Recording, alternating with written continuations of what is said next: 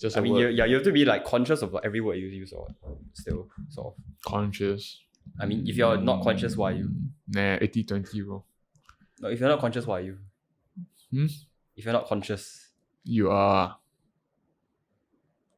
unconscious. If you're Correct. unconscious, you are in a comatose state. Mm-hmm. So Or you're sleeping. the episode. So you're in a coma. We have lost Cal. Can you imagine being in a coma? Like, Yeah, it just puts everything on a pause, like on a comma. if you wake up like 10 years from now and like the world is totally different, AI has taken over. Yep. AI has taken over. But whatever will happen, will happen. When I wake up, It'll be reality shock. it'll just be another storyline, I guess. Like Storyline.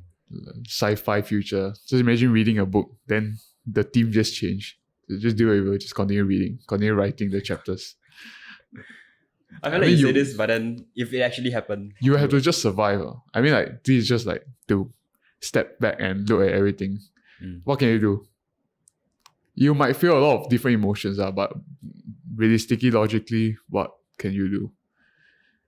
Just live life, just survive, just find other people that are same as you, that willing to help you, I guess. it's like it's Captain America, right? Yeah, just Captain America. Steve Rogers become.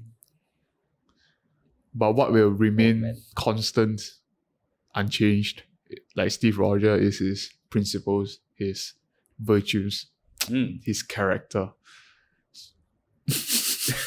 Wow, so virtuous. Yes, today we'll be picking apart Captain America from Marvel. Yeah.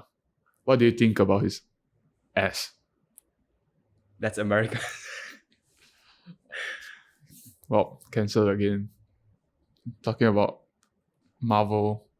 I mean, Marvel is okay. Now Marvel is under Disney. You can talk about what Disney and woke culture, that sort of thing. Woke culture. Honestly, I'm just a spectator at this point. Yeah, I checked out like Checked out. 10 years ago. I mean, it's good to keep in the loop, but I don't think we should have any opinion, like as us, because why? Why have Our opinions on that doesn't really matter. For me, my plan is just observe your surrounding, get data. Then next time you can make better decisions if you're trying to have a kid, or even just for yourself, like whether you should consume or what not. Oh, Like, but just for decision making. the Disney classics definitely going to show like my kids are like Disney classics. yeah. Like Okay, I mean, I grew up on. Okay, now I have to name them. I cannot remember, but yeah, I grew up Frozen. on. No, No? it's a good movie, great Yeah. song. You know, Let It Go is a great message to have. But yeah, do you not grow up on any like Disney classics? No. I think I preferred Pixar. Yeah, like Toy Story, all this. Toy Story is good as well. Toy Story is It's like one of the few good trilogies, right? yeah. Like, And most trilogies are crashes. there are like some dark moments that are like quite kind of like creepy. Which I find that necessary also. You start to introduce reality to the kid instead of all this just fantasy or goody kind of world. I'll show them superhero movies though, because that's what I enjoy, and see if they click. There is like, as you age, like there's introduction to like stories, like storytelling is the like narrative and everything. Like learning about that is useful. Like Yeah. it helps Develop your imagination, creativity. creativity, imagination, emotional maturity also. Because maturity, like we have established before, like it's about caring about people around you, like being able to make decisions that benefit not just you at that moment, but people around you at that moment or in the future. And most importantly is to make decisions that benefit you in the future. Not just think about instant gratification. That's about maturity. And a lot of all these shows, they will show the character development, which most of the time is from like selfish to selfless, or some sort of development on virtues, on kindness, on generosity, all this. I think it's a they are good lessons. You get to like relate to the characters, and then also learn from them, learn from their mistakes, learn from their journey, that sort of thing. Okay. What about anime? What are your thoughts on that? Like, It is pretty good, honestly. pretty good. It is just Japanese animation, right? And animation as a whole is art. It is very... Some of their storytelling, their animation, like the graphics, yeah, it's pretty great. With everything, there are good. There's good and there's bad. There's too much as well. Once you get into like the community, I think it's necessary to show your kids or to watch some of it growing up. But once you get in the community and stuff, of course, if it's your hobby, go for it. But like, if you think that it's good because you are watching it every single day, then there is excess of anything is not great. But exposing yourself to like as many different forms of art is genres like. It's the same thing about being a polymath, like exposing yourself to different things. You got different perspective, but in terms of skills, I guess it is a skill to try to understand, try to have different opinions, try to digest the stories, I guess, from all these shows. So it is a skill to consume entertainment. It is a skill. Consuming is a skill. Yeah, so good job. Use that for your copium, you know. You just start watching. You just switch off. Swap to some anime KissAnime website. Oh, are we gonna blur that? Slap. We just call out to another website. Isn't it like, didn't it shut down or something? I'm not sure. Oh, did they? I think they did. I'm not sure. Yeah. Maybe we can post there too. Okay, today in our show notes we have links to pirating anime website. Oh yeah, that's a pirate website. Pirated website, yes. Oh, but it's so widely used that I'm very sure it is like shut down. Oh. Yeah, alternatives are they keep popping up. They keep popping up. Yeah. Not just for anime, everything now you can pirate like sports, or the boxing movies. YouTuber boxing, all the shows. Yeah. Oh. But with consumption, you do need like a balance of between consumption and creation. Between you need to create. You don't want to just consume.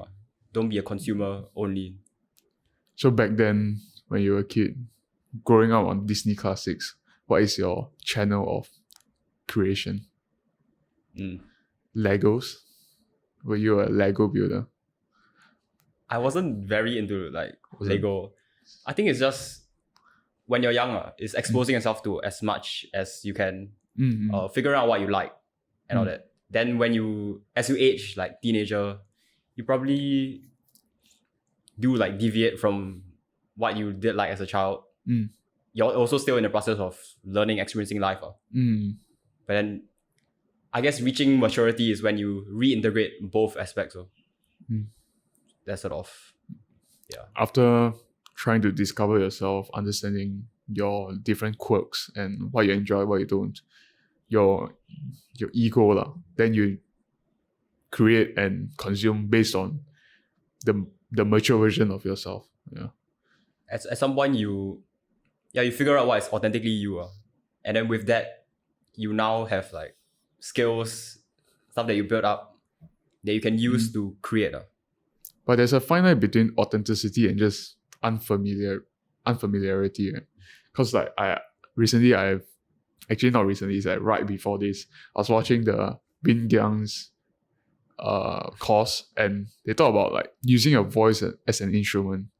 And some people, they only use their habitual voices, which is like certain notes on like the keyboard or whatever like you're used to, and that is not your natural voice. Like if you're talking about being authentic, the whole spectrum that your voice can go, that is your authentic voice because it's from you.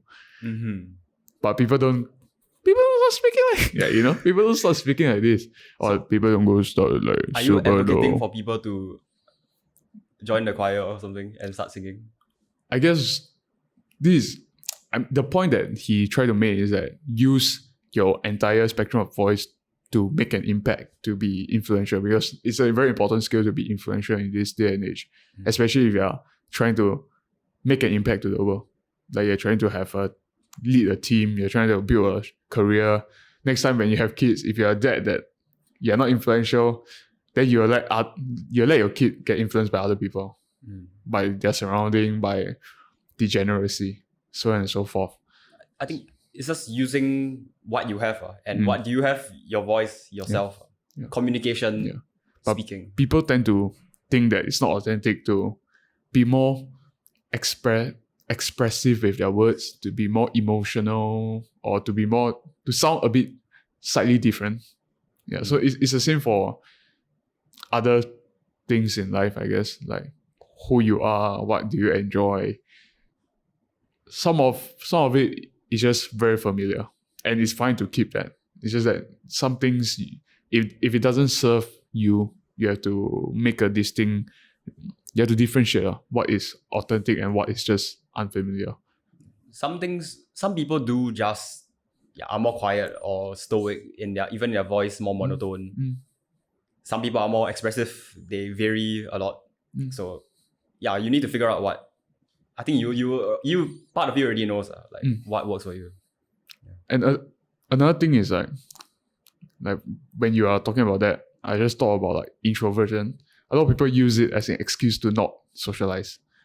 But introversion it just simply means that you get satiated from social activities or social conversations more easily, like quickly. Like it just fills up your like everyone has a quota they have to hit. It's about energy, your energy levels, whether what depletes you, what repletes you. It's like everyone needs a certain level every day, or like in a certain period of time to feel good. Everyone needs socializing. Just that an introverted person will reach that very quickly, then they might get burnt out if they push themselves. That's all. The energy gets depleted, extroversion, they just need a lot. Their tank is the capacity is big, so they have to keep going one from the other to feel satiated. That's all. I think it's less tank. It's more what. So you do have a tank. Everyone has a tank. But introversion, for introverts, I think if they spend time alone, that like repletes the tank.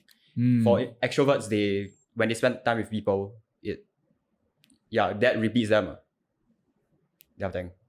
Really, from what I know, introversion, they still need the fuel from socializing. They still get energy from socializing. Just that they don't need a lot of it. They do, but it is just less, and just also, less. Yeah. They prefer like more intimate one-on-one connections, that sort of thing, rather than big group scenarios. So from that environment. From that, like people that say, "Oh, I'm introverted," so like they're reserved, they're quiet, they're shy. That's just an excuse. That's just you not being familiar with stepping out of your comfort zone to talk to people, to make meaningful connections. It's less excuse. You can't really blame them for it. But I think the problem is more with labeling themselves, identifying as an introvert, and allowing that to impact their decisions. But they misidentify, because introversion is not what they think it is. It's not binary. You're not 100% one or the other. But the problem is that they don't even know the real definition. They don't even know how they work. Like introversion is not about like not talking to people, but they label themselves as an introvert that don't talk to people. There's like socially shy away from social situations, so they just stick with themselves, or they are just they're just talking online to random people, or like they're close friends instead of there are different definitions of like words, because introversion, it can go into like gregariousness, I think that's the word, where like mine is pretty low, so I'm not going to go out the meaning of that is basically I'm not going to go out my way to like talk to someone like that I don't know, that sort of thing. So people have varying degrees. I took this, like, it's called the Big Five, the Ocean, like personality psychometric is a test. So they give you like openness to experience, conscientiousness, extroversion, agreeableness, and neuroticism. So like out of those 5, there are like each of them has 6 different like facets. So you can really like, if you do, I'll link the test in the show notes, but it is like a 300 question, I think 200 question test, not sure. There's a shorter version, but you can really like the descriptions they give you so the main 5, they give you like your scores for each of them, like the average, and each of them the 6, so 30 together. You get scores out of 100 for everything. What is the value proposition to do such a extensive test? What do you get out of it? Learn about yourself, because if you were to be honest about yourself, I don't think we as creatures, we are not very self-aware. We cannot know everything about ourselves. We are very complex people. So what's the benefit? So we get to learn about ourselves, gain more self-awareness, and also have like descriptions, learn more about ourselves or aspects of ourselves that we are not aware of, conscious of. Then how will our lives be better when we are more self-aware? From there, you can see which parts you like and don't like about yourself. Which parts you didn't even realize that about yourself. And you can do a lot of that. You can work on that. You can try to if you know yourself, knowing yourself is the beginning of all wisdom. That's some quote. Not sure which philosopher it was, but You should do the test. I'll make you do it later. Let's see. I guess this is about exposing yourself more on self-awareness, and to many people, especially me, some of the words that they use, I still have to look it up. Oh, they give you the definitions, they give you a whole report. That's why it's pretty cool. Okay. So know yourself. Know thyself. Know thyself.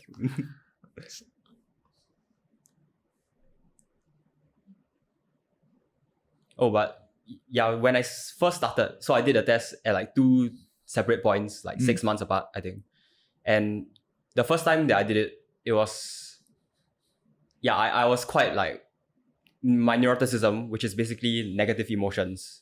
So it was... I was wondering what that would mean. Oh, okay. So it's just like your propensity to have negative emotions are like anxiety, depression, that sort of thing. Pessimism, one of anger, pessimism, not sure. That's just an attitude, not an emotion. Okay. But so that was like, mine was really quite low at like 20 or 15 or something. Then I took it when I started meditating, all these wellness sort of exercising, gymming regularly, journaling. It was, I noticed the drop, it went from 20 or 15 or something to like 5. Wow. So mine is super low. You built the system in place to replace the capacity to think negatively, to have negative emotions. So therefore it reflected in your personality. It's because of the systems in place. Without it, do you think you will go back to your baseline, or is there no baseline in your opinion? I think it's more, just for me, if I was already very low, but it shows like the utility in those habits. Like I was able to get it even lower. Yeah. So if that happened for me, then how much more could it like help people? By 10 to 15%, and that's a lot. Like for someone that, let's say you have 70 or 60%, and you can cut that by half. Imagine the amount of like mental space that you have for other things, for positivity, for productive thoughts, for love, all this. Your entire reality will be different. How you interact with reality. Yeah. And don't underestimate that little bit of change on the, let's just say, the negative part of, like the dark side of your personality being slightly, will you say dampened? Because it will still go back if you stop the habits. It doesn't really... That one, I'm not sure whether it will go back if you stop the habits. Like the long term...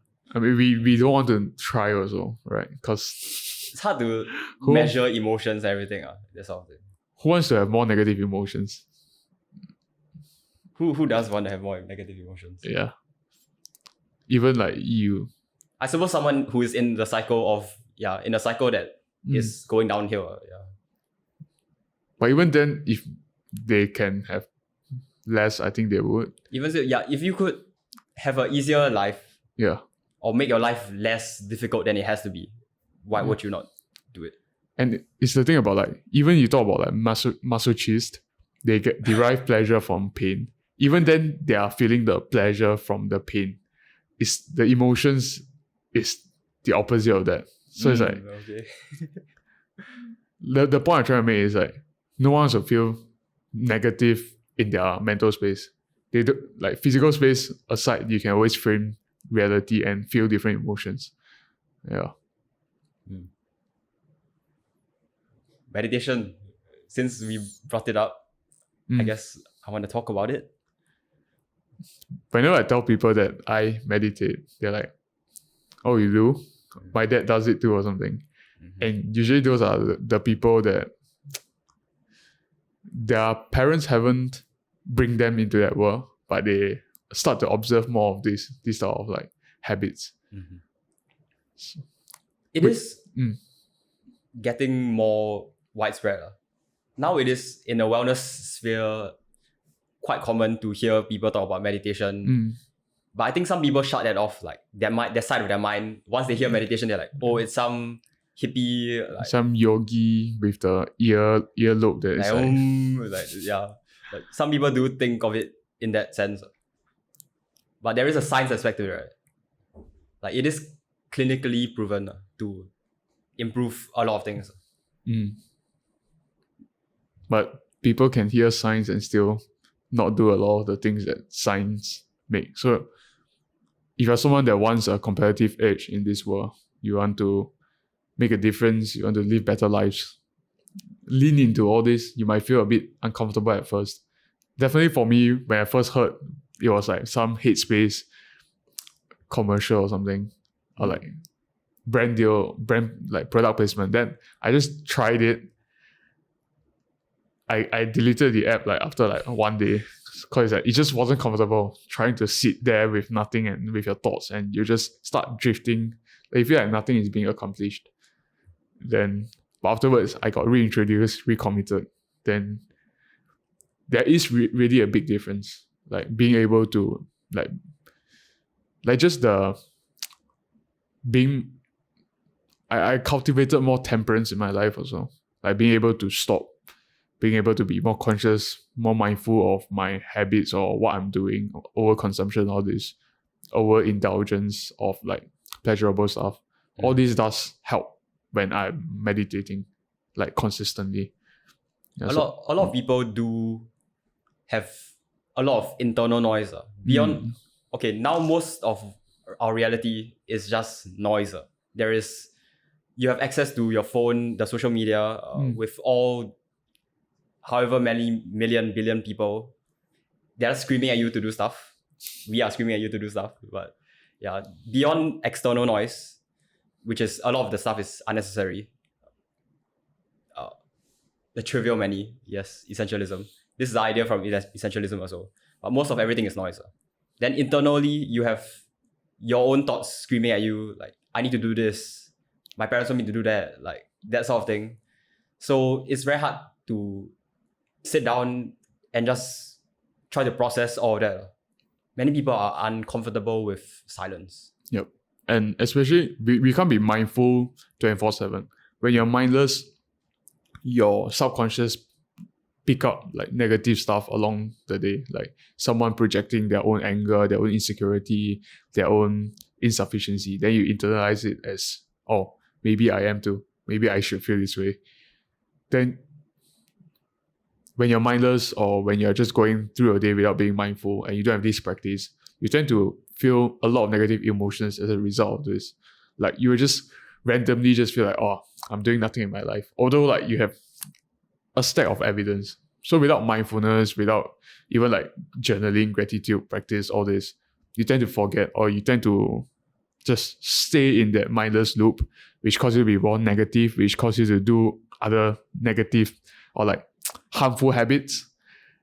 And that actually actualize it kind of realize your original emotion of feeling inadequate.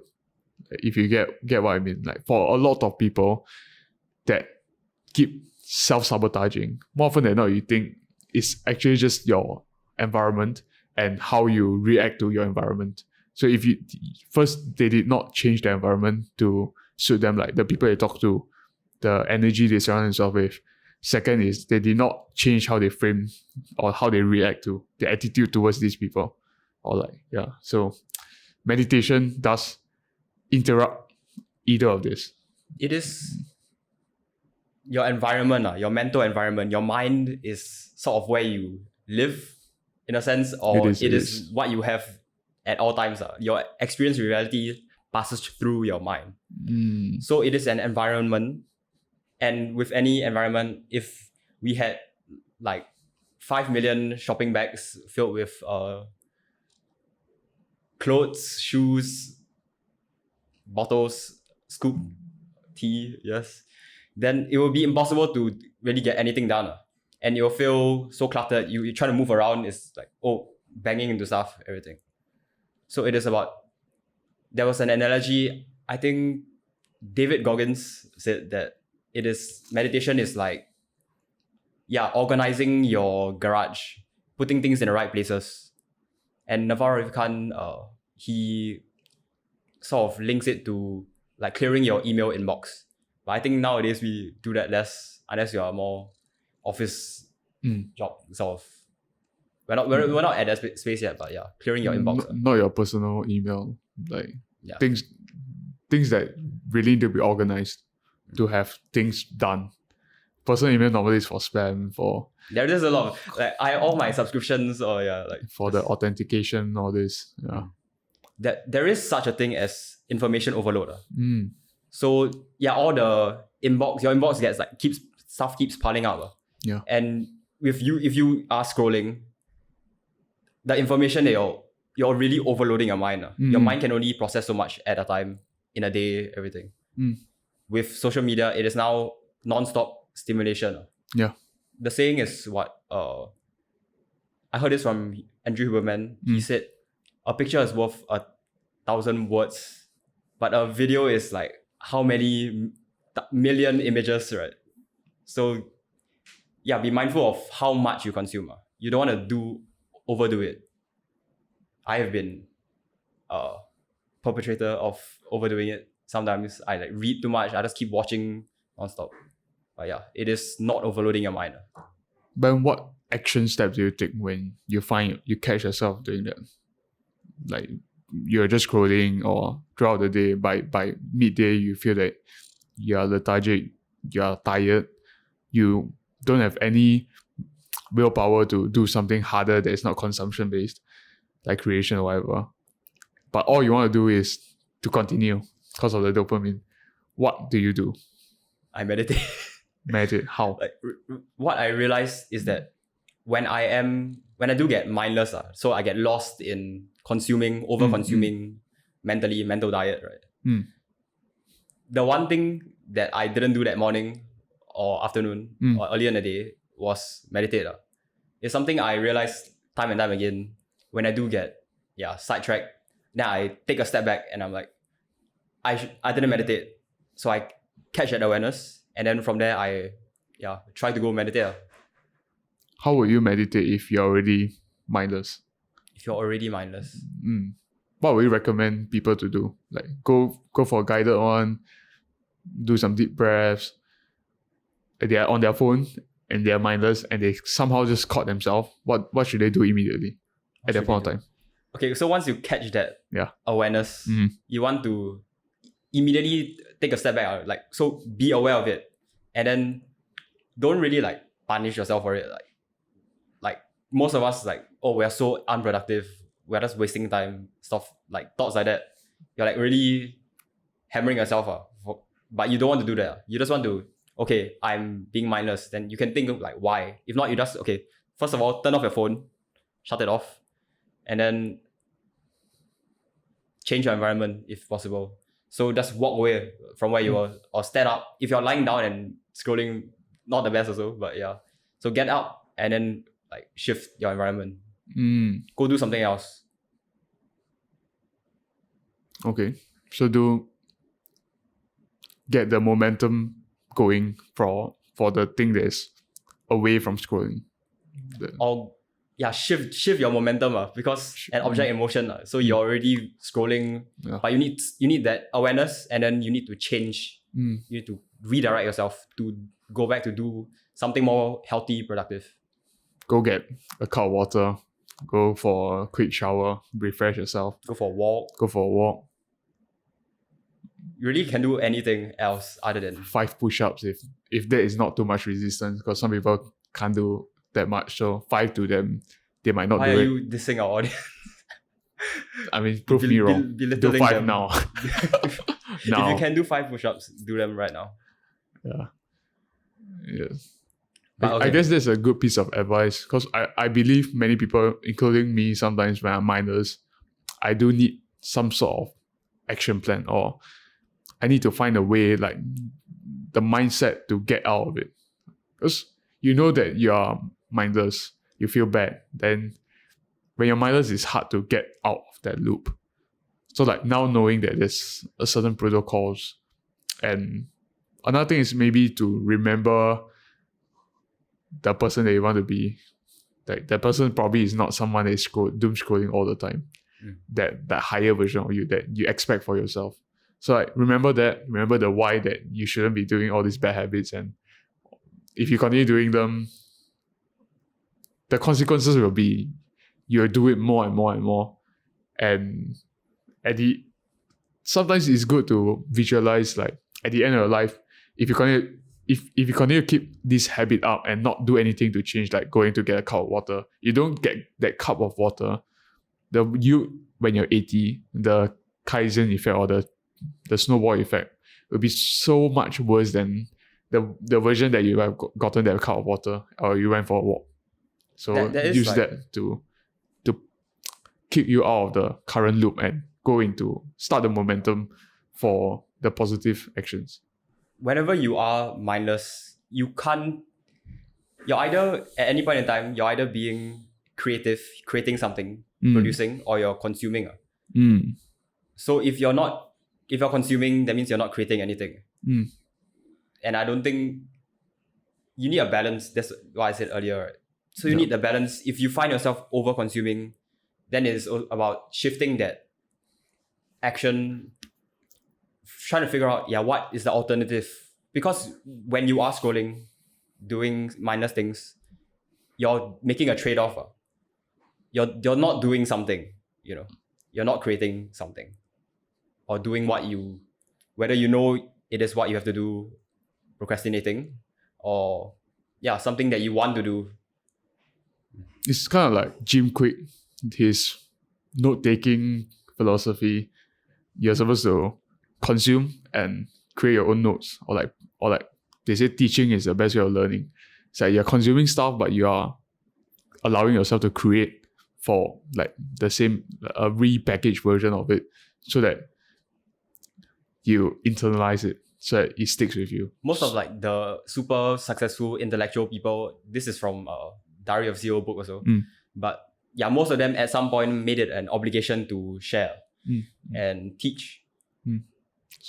So if you just focus on consuming, you tell yourself, I read like 10 books, and then you might have taken notes, but the notes is just whatever that you consume, instead of like, you need to have like, how can I use this, or how can I share this with my friends? If you have that in mind, or like maybe, that's why they say people, like one interesting fact that I realized is that older siblings tend to have higher IQs or more intelligent or do better in school, because it only works for people with like siblings close to their age group, because they have something that as they are learning and stuff, they have like the sense that I can teach this to my younger sibling.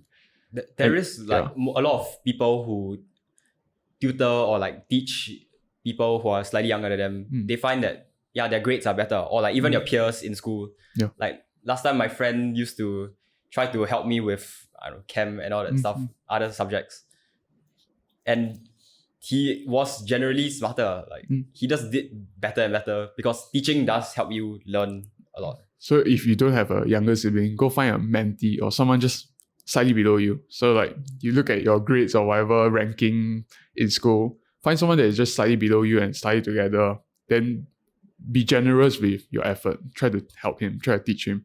That will actually tremendously improve your results. Like this is a hack. There's an idea from Luke Belmar I got where you need a mentor, someone who is in front of you that you can learn from, that can distill their wisdom from experience to you. Then you need someone on your level, so you're progressing together, people on your level, that sort of thing. Then you also need a mentee, someone below you who's behind you, only a few steps. If they're too far back, then you can't really provide them with, because you would have forgotten like what you need to spend more effort to give them the right amount of value, or like because you have to like sort of think back to what you did at that point. Lower leverage basically for your time. But you need that sort of mentee to teach a student. That's why you're always a student and also a teacher. So you're a student to the one above you, teacher. And if you want to do well in life, teach people about teaching people. That's what we're doing right now. Meta. Guru meta. Guru meta. I think that is the meta nowadays. People, you start seeing more Twitter posts. You start seeing more Instagram reels that are giving life coaching advice. Yeah. It is just an elevation of consciousness as a whole. I guess that's a good direction that humanity is moving towards, despite like all the doom and gloom that's happening. There will always be the doom and gloom, but then there will also be the whole spectrum. The yin and the yang all developing at the same time.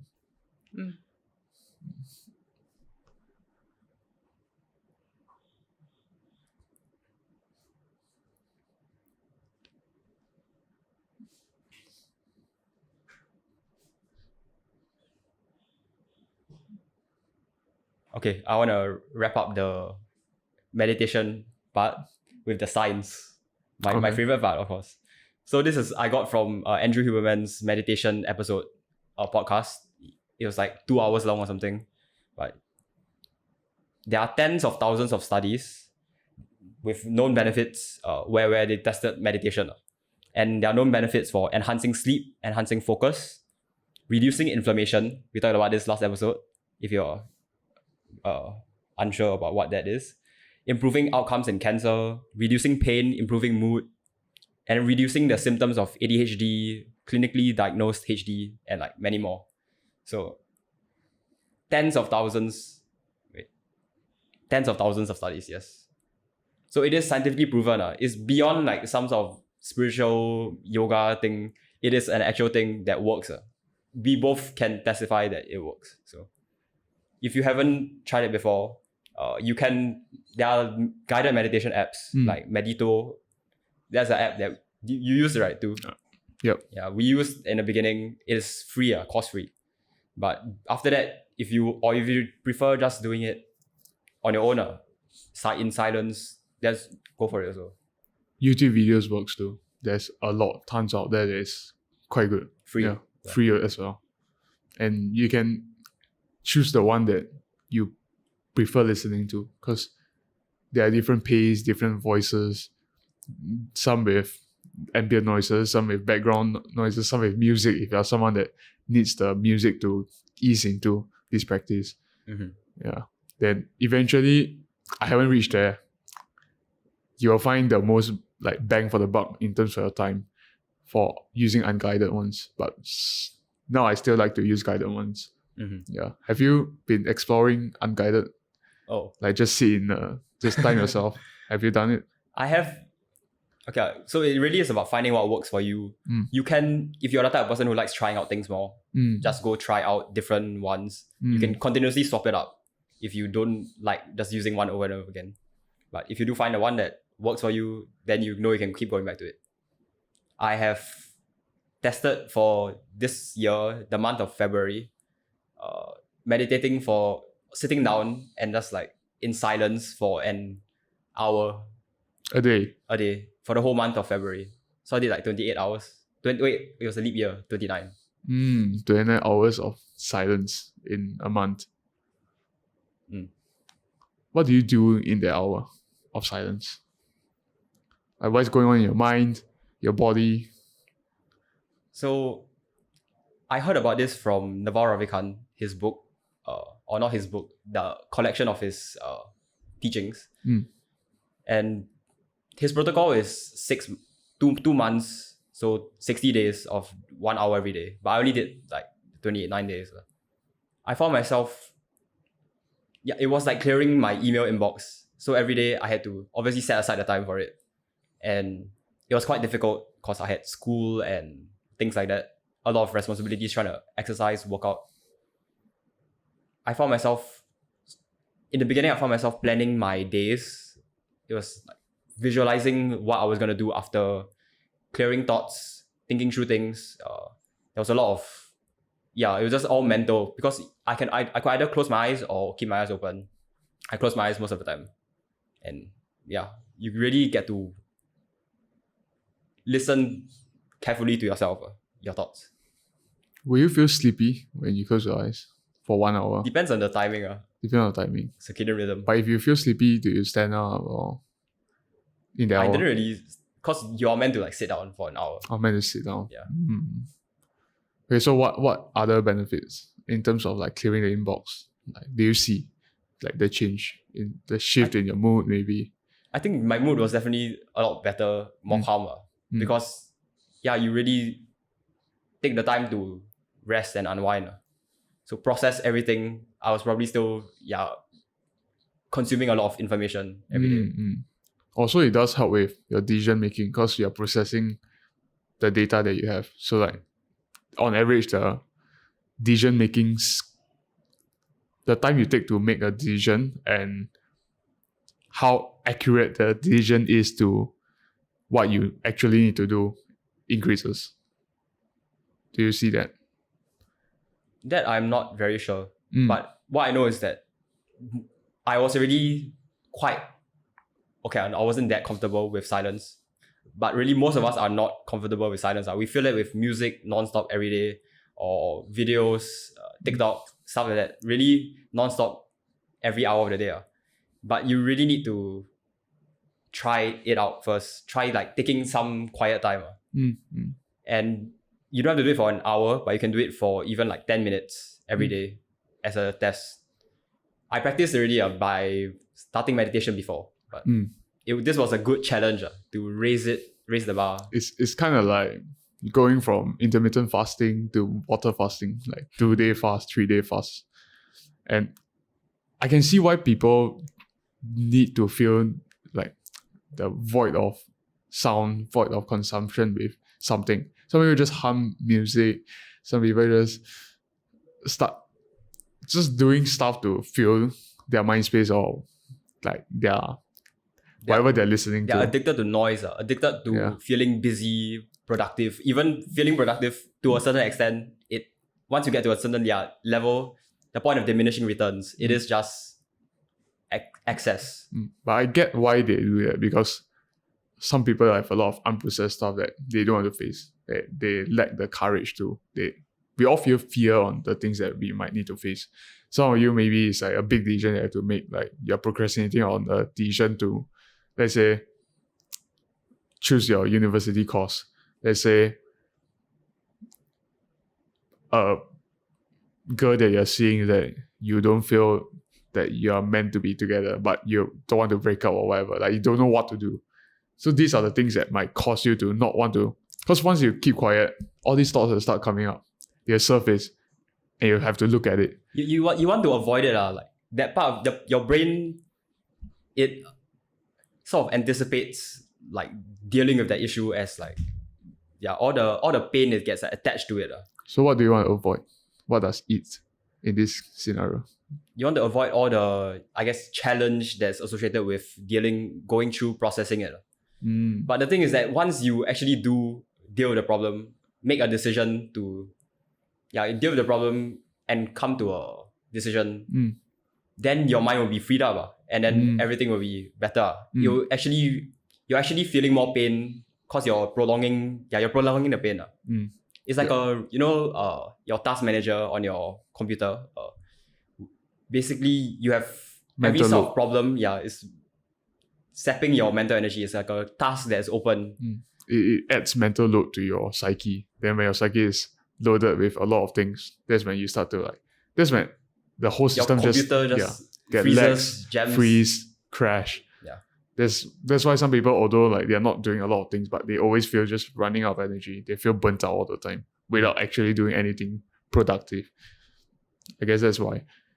You need to sometimes clear out your inbox, close some open tasks, And it's also from the philosophy of from the book Power of Now. It's like, if you really ground yourself to the current moment, to doing whatever that needs to be done at that point of time, that actually there is no concept of an issue. There's no problems. It's just about being in the moment and doing whatever is done. If there's no future, no past, if you're not thinking about living, your mind is not in the future, you don't have anxiety. If your mind is not in the past, you don't have what is the one in the past? Fear? No. No, okay. If you focus on the past, you'll be depressed. Focus on the future too much, you'll be anxious. Yeah, so there won't be problems. And all these fear, they are valid, but they are not real. They are an illusion to keep you from thinking about them. But if you really focus on whatever is in front of you, whatever that surface during that silence, during that meditation, and you face it, you journal it out, you face it, you talk to people about it, you make a decision, you weigh the pros and cons. It's actually just about doing the thing. Yeah, the resistance, the pain that you dream out or you imagine in your mind, those, I would say 99% of the time, it's actually not as bad.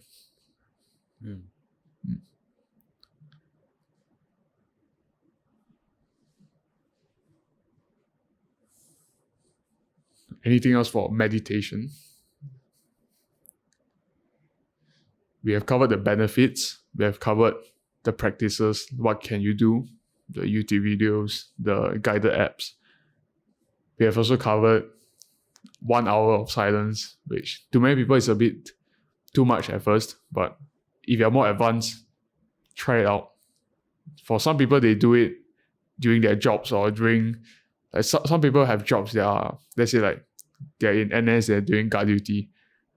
That's perfect opportunity for you to try. Or if you have downtime when your phone don't have Wi-Fi, or when you're traveling on a plane, those are times for you to just sit in silence.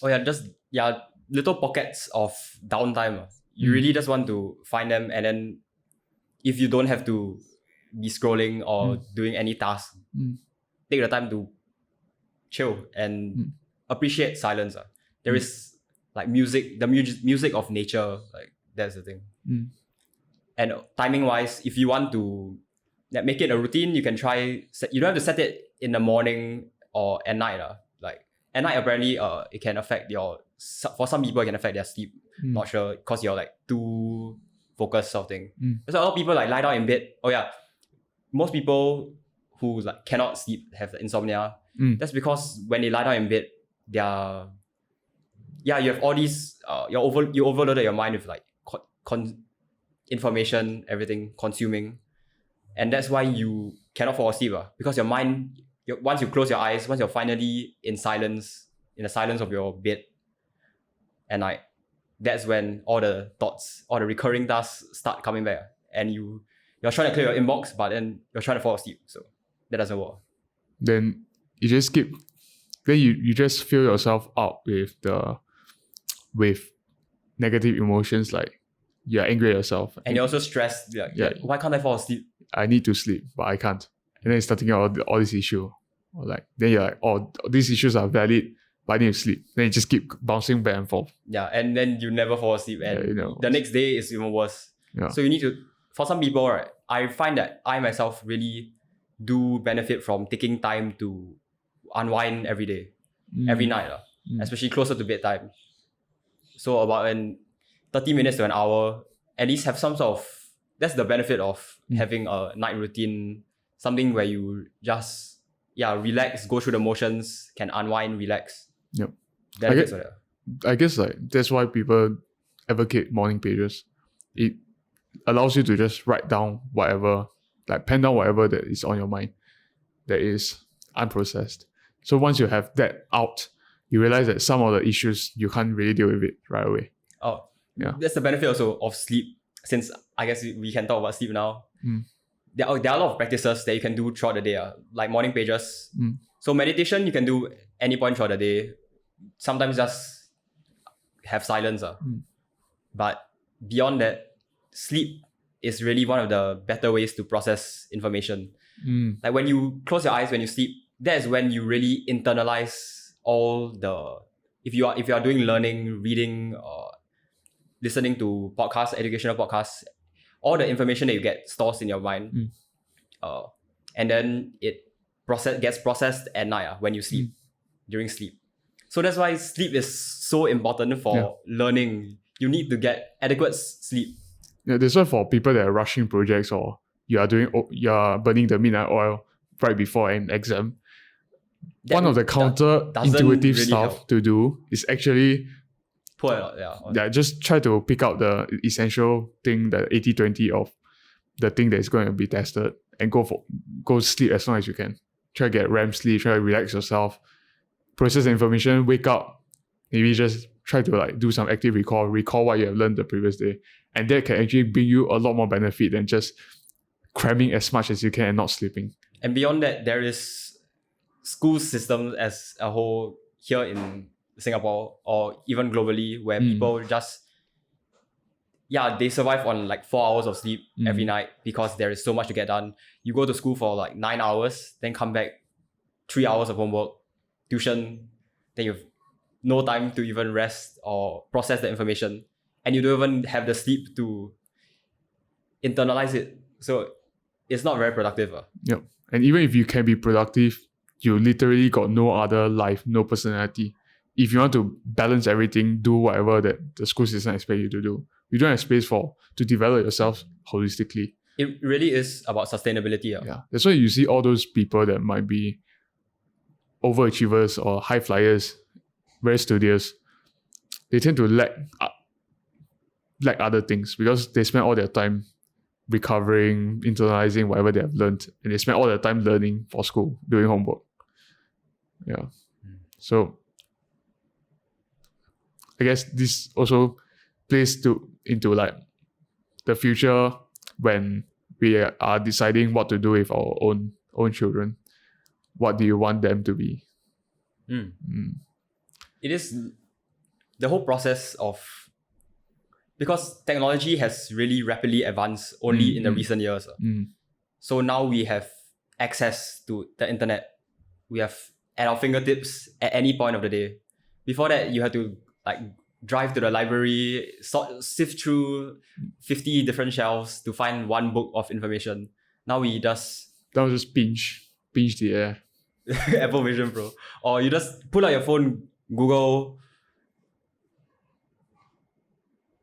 how to pick a ripe pineapple. This is I grocery shopped yesterday, so that's the first thing. Even like GPT, if you ask like now more, AI also, yes. It helps you with decision making, what to do, what are some ideas, what are some questions you can ask on a date. Like all these things you can just ask GPT and you get it directly. They literally sift out all the internet and gives you the answer that you need. So with all this information, what effect does it have?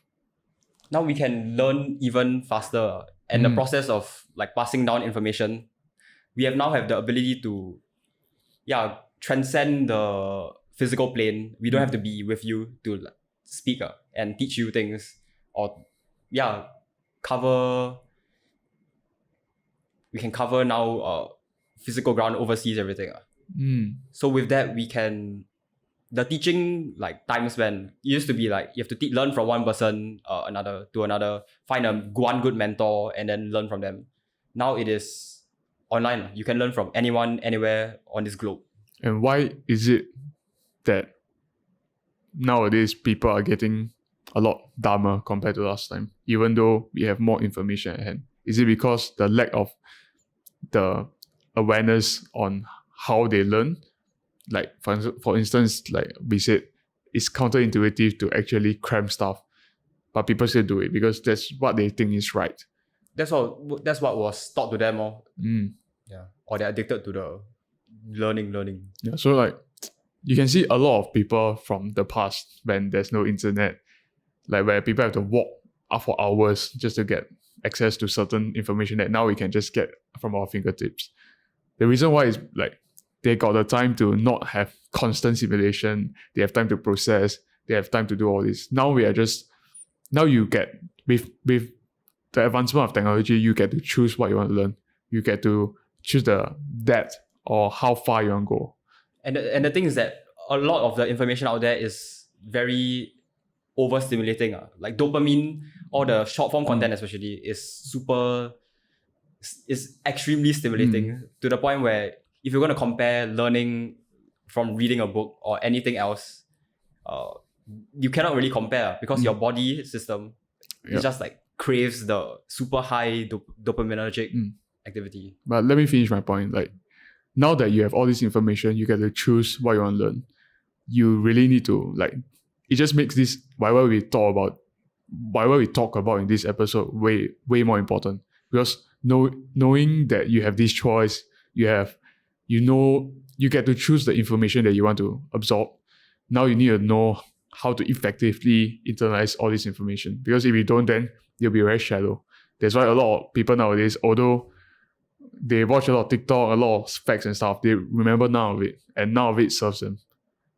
And they say, then they think that they are being productive by like even consuming shorts that are like educational quotes, scientific facts. But at the end of the day, they are just a shell of who they could have become if they are more intentional with what they are learning and how they are learning it. So we are just giving you the tool on how you can more effectively process the information that you have gotten.